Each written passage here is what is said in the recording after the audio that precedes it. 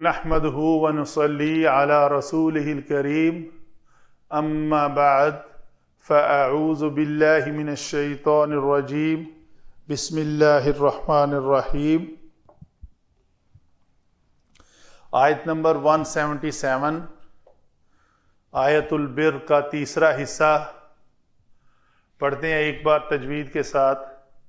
وَآتَ الْمَالَ، یہ آتا یا مادہ سے آتل، وَآتَ الْمَالَ عَلَى حُبِّهِ ذَوِي الْقُرْبَى وَالْيَتَامَى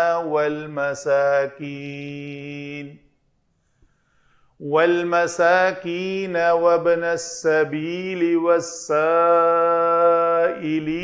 وَفِي الرِّقَابِ۔ با کے اوپر کلکلا کریں گے۔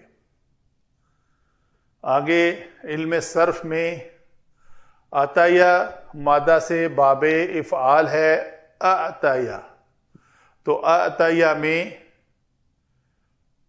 حمزہ جو ہے الف سے بدلے گا تو وہ پہلا الف مدہ ہو جائے گا تو عطیہ ہو جائے گا، تو یا کے تا کے اوپر زبر کی وجہ سے یا جو ہے الف مکسورہ میں بدل گئی تو آتا بنا۔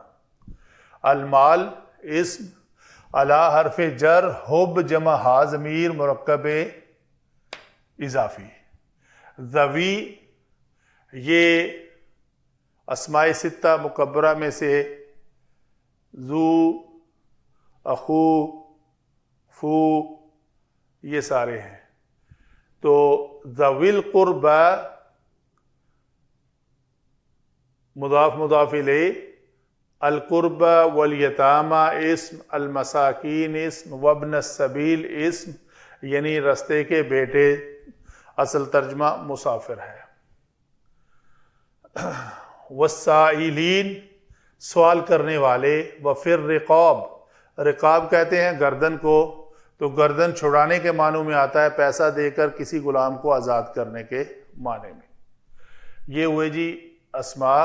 آگے چلتے ہیں علم نحو میں، دیکھتے ہیں پہلا ہی کلمہ ہے واو عطف ہے، پچھلے جملے کا اس کے اوپر عطف ہے، یہ آتا یہ اس من کے اوپر ہی عطف جائے گا، من آمنا، آمنا کے اوپر عطف، تو یہ فعل فاعل اور اس میں اندر ہوا، اس کے اندر ہوا ضمیر جو ہے وہ من کی طرف جا رہی ہے۔